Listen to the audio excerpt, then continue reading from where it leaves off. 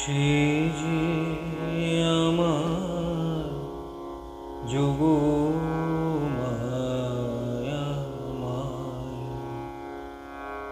করে মায়ের মতো মা পেয়েছি, এবার আর ভাবনা নাই।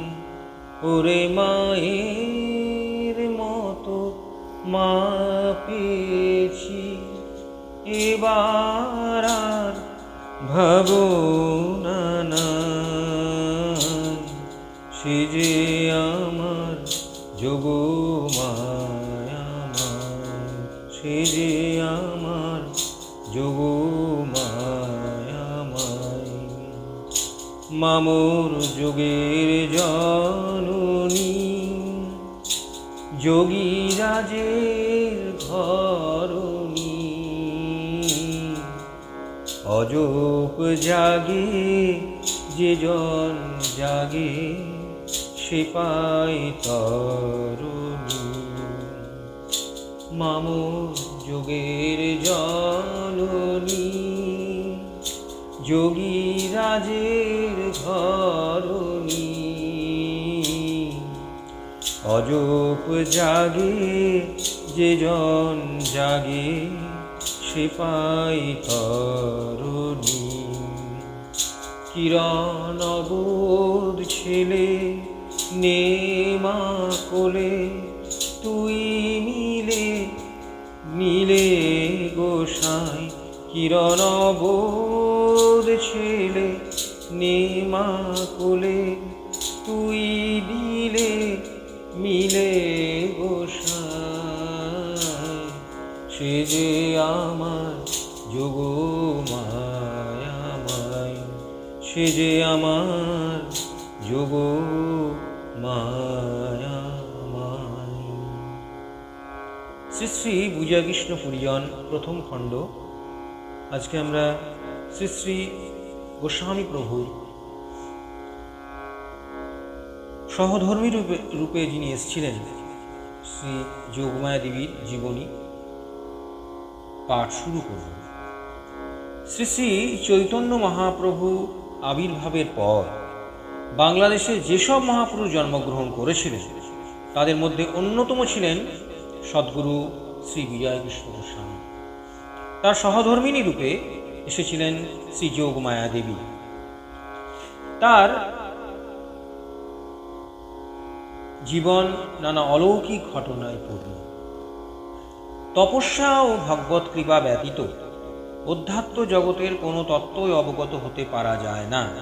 কেহ বিশ্বাস করেন না বলে যে এই সকলের মূলে কোনো সত্য নাই, এ প্রকার সিদ্ধান্ত করা কর্তব্য নয়। মাতা ঠাকুরানী শ্রী যোগমায়া দেবীর জন্ম 1259 সালের 1852 খ্রিস্টাব্দের ভাদ্র মাসের কৃষ্ণা দ্বাদশী তিথিতে বুধবারে। দেবী আবির্ভূতা হন নদিয়া জেলার অন্তর্গত শিকারপুরের নিকটবর্তী দহকুল নামক গ্রামে। পিতার নাম রামচন্দ্র ভাদুড়ী এবং মাতার নাম মুক্তকেশী দেবী। দেবীর কনিষ্ঠা ভগিনীর নাম ছিল নবকুমারী। এর বিয়ে হয়েছিল নবদ্বীপের অপর তীরবর্তী কুসুদপুর গ্রামের ক্ষেত্রনাথ বাগচির সঙ্গে। এই দুই সন্তান ও স্ত্রীকে নিয়েই সংসার ছিল রামচন্দ্র ভাদুড়ী মহাশয়ের। তিনি অল্প বেতনে একটি চাকুরি করতেন নীলকুঠিতে। তিনি সংসারযাত্রা নির্বাহ করতেন সাধারণভাবে এই সামান্য আয়ে। কিন্তু ঢাকা গেন্ডারিয়া আশ্রম থেকে সন 1323 সালে পয়লা বৈশাখে প্রকাশিত যোগমায়া ঠাকুরানী নামক গ্রন্থে উল্লিখিত হয়েছে যে ভাদুড়ী মহাশয় উত্তরবঙ্গের নাটোর সরকারের অধীনে সামান্য আমিনের কাজ করে উপার্জিত অর্থে কায়ক্লেশে সংসারযাত্রা নির্বাহ করতেন। প্রথম সন্তান বলে শ্রীমতী যোগমায়া দেবী অত্যন্ত আদুরে ছিলেন। গরিব ব্রাহ্মণ দম্পতির আনন্দের সীমা ছিল না কন্যা রত্নটি লাভ করে। দেবী দিন দিন বর্ধিত হতে লাগলেন মাতা পিতার স্নেহরস সঞ্চলে। বালিকার মুখে অস্ফুট কথা শুনে তাদের আনন্দের সীমা থাকত না। শিশুদের অনুকরণ প্রবৃত্তি অত্যন্ত প্রবল। স্বামীকে ওগো বলে সম্বোধন করতেন মুক্তকেশী দেবী। শিশুকন্যাও পিতাকে ওগো বলে ডাকতে লাগলেন। তিনি কন্যার মুখে অপূর্ব ডাক শুনে বড়ই তৃপ্তি লাভ করলেন।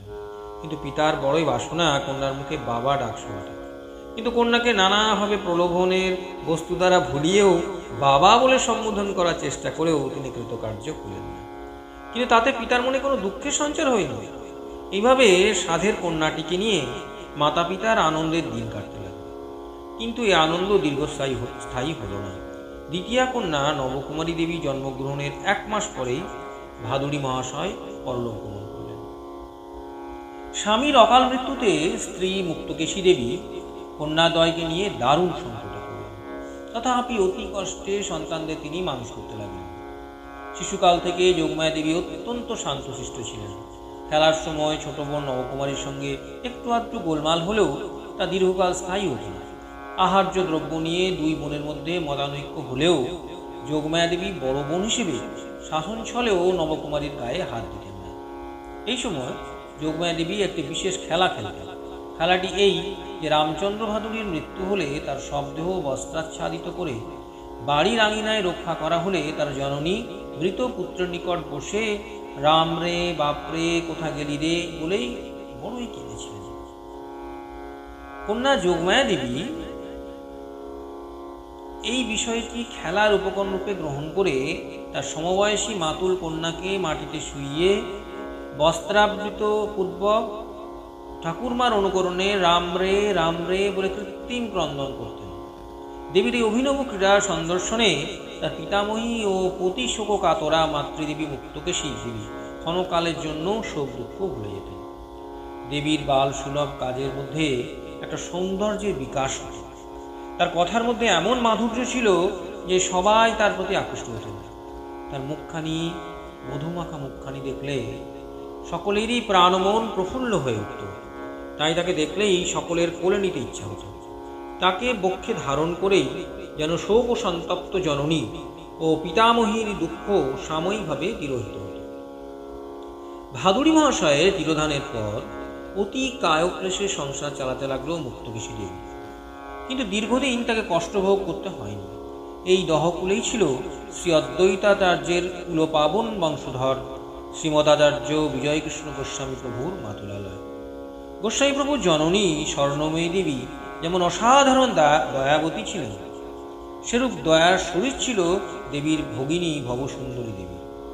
পিত্রালয়ে অবস্থানকালে উভয়েরই দৃষ্টি পড়ল ভাদুড়ী মহাশয়ের দুস্থ পরিবারটির উপর। স্বাভাবিক দয়াবৃত্তিতে তারা যথাসাধ্য অর্থ সাহায্য করতে লাগলেন।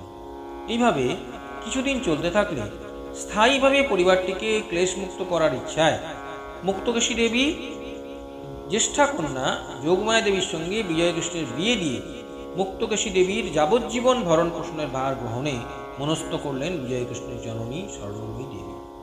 ইতিপূর্বেই পরলোক গমন করেছিলেন স্বর্ণময়ী দেবীর স্বামী আনন্দকিশোর গোস্বামী। সুতরাং স্বর্ণময়ী দেবী ছিলেন একমাত্র অভিভাবিকা। ভবসুন্দরী দেবী তার মনের ইচ্ছা জানালেন মুক্তকেশী দেবীর কাছে।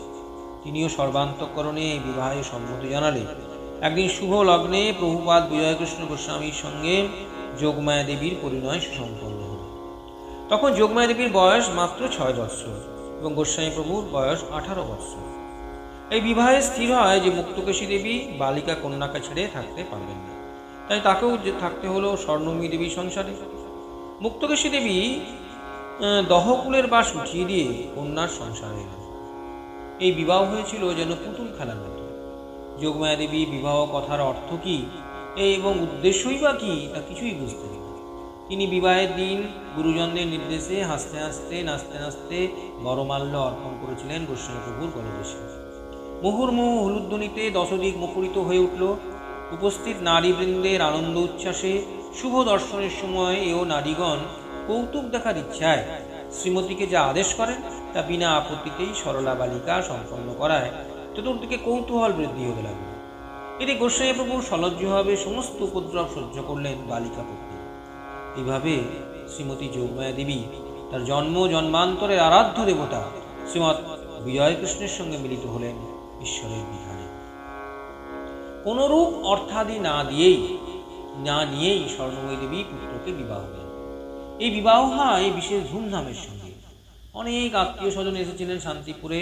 নববধূকে নানাবিধ অলঙ্কারে সাজানো হলো, সযত্নে পরানো হলো বিচিত্র পাটের শাড়ি, চাঁদপানা মুখখানি চন্দনে চিত্রিত করা হলো, মনোহর ছাঁদে বেনি বিনিয়ে দেওয়া হলো। এতে বধূর রূপ লাবণ্যে অনুপম শোভা ধারণ করল। এদিকে ঢোল, কাঁসি, দামামা, নাকড়া, কাড়া, ডম্প, বাঁশি ইত্যাদি নানাবিধ বাদ্য একবারে মাতিয়ে তুলল উৎসবস্থল। আর সর্বদা দিয়তাং ভুজ্যতাম এই কথা শুনতে লাগলো। জ্ঞাতি বান্ধবরা উদর পূর্ণ করে ভোজন করলেন। শুধু তারই নয়, ভিখারি কাঙালরাও সন্দেশ, পান্তুয়া, দধি, ক্ষীর, ছানা পেয়ে পরিতৃপ্তির সঙ্গে ভোজন করতে লাগলো। এইভাবে মহা মহোৎসব চলল শান্তিপুরে। বর তখন সবেমাত্র তরুণ কিশোর, আর পুত্র বধূ নাবালিকা মাত্র। এই যুগল রূপেতে উজ্জ্বল হয়ে উঠল বিবাহ বাসর। কেউ শিব পার্বতী, কেউ বিষ্ণু রমা, আবার কেউ শচী বাসবের সঙ্গে তুলনা করলেন নবপরিণীতা এই বরকন্যাকে। বিবাহের সমারোহে শেষ হলে কুটুম্বের দল নিজ নিজ গন্তব্যস্থানে প্রস্থান করলেন। আগেই বলা হয়েছে যে ব্যবস্থা অনুযায়ী গোস্বামী প্রভুর শাশুড়ি মুক্তকেশী দেবী তার অপর কন্যা শ্রীমতী নবকুমারী দেবীকে নিয়ে স্বর্ণময়ী দেবীর সঙ্গে এক পরিবারভুক্ত হয়ে বাস করতে লাগলেন শান্তিপুরে। দুই বৈবাহিকা তার কর্তব্য সমাধান করে সংসার ধর্মে মনোনিবেশ করলেন। কিন্তু শ্রীমতী যোগমায়া দেবীর পুতুল খেলা যেন আর ফুরায় না। মায়ের বাল্যলীলা যেন মাধুর্যের খনিস্বর। 6 বছর বয়সে তিনি এলেন শ্বশুরালয়, আর সদায় প্রফুল্ল অন্তরে বিরাজ করতে লাগলেন। শ্বশুর ভাসুর দেখে বধূর মাথায় কাপড় দেওয়া এই চিরাচরিত প্রথা রক্ষা করতে পারেন না দেবী। নগ্ন দেহে তিনি চায় সারাদিন খেলা নিয়ে ব্যস্ত। লজ্জা, শরম বা ভয় তার মনেই হয় না। একদিন এরূপ খেলার সময় ভাসুর এসে উপস্থিত, কিন্তু বালিকা বধূর সেদিকে দৃকপাত নেই, একটু নড়েও বসলেন না। তখন শাশুড়ি স্বর্ণময়ী দেবী বালিকা বধূকে তাড়াতাড়ি বস্ত্রাঞ্চল দিয়ে দেহ ঢাকতে বললে বধূ গায়ে বস্ত্র দিতেই পরিধেয় বস্ত্রখানি খসে গেল। তাই দেখে মাতা পুত্র হাসতে লাগলেন, কিন্তু দেবী বুঝতে পারলেন না যে কেন তারা দুজনে হাসছেন। তাই ফ্যাল ফ্যাল করে চোখে শাশুড়ির পানে চেয়ে রইলেন দেবী। ভাসুর মৃদু মৃদু হেসে চলে গেল। শাশুড়ি দেবীকে চুম্বন করে কাপড় পরিয়ে দিলেন, আর কোলে করে তাকে আদর করতে লাগলেন এবং অনেক খেলনা এনে দিলেন তাকে। ভাসুর দেখলে ঘোমটা দিতে হয় জেনে দেবী মাথায় কাপড় দিয়ে বসে থাকতেন নগ্ন অবস্থায়। তার খেলার সাথী না জুটলে এবং স্বামীকে না পেলে অনেক সময় ভাসুর ব্রজগোপাল গোস্বামীর সঙ্গে খেলা করতে যেত। তার কথা না শুনলে কখনো কখনো আবদার করে তার গলদেশ ধরে ঝুলে পড়তেন। তখন অন্যরা বলে উঠতেন, ওরে ভাসুর ছুটে নেই, ছেড়ে দে ছেড়ে দে বলে চিৎকার করে উঠলে দেবী সশঙ্কিত হয়ে ছুটে পালাতেন। স্বামী সর্বদা পড়াশোনায় ব্যস্ত থাকায় দেবীর ভালো লাগত না। তিনি চান স্বামীর সঙ্গে খেলা করতে। তার ইচ্ছা হয় স্বামীর সঙ্গে ছোটাছুটি করবেন, লুকোচুরি খেলবেন বা উভয় মিলে পুতুলের খেলা বসাবেন। কিন্তু কিছুই হচ্ছে না দেখে একদিন স্বামীর পাঠ্যাভাস খালি দেবীর কাছে গিয়ে বললেন, সারাদিন রাত ধরে কেন এত পড়ছো? আমার খেলার সাথী হতে পারো না? দেবীর কথায় তিনি কান না দিলে বড় অভিমান বেড়ে যায় দেবী। তখন অনন্যয় পায় হয়ে দেবী একেবারে পুঁথির উপর শুয়ে পড়লেন হাসি মুখে, আর মৃদু ভাষায় স্বামীকে সম্বোধন করে বললেন, দেখো কেমন কৌশল করে তোমার পড়া বন্ধ করে দিলাম।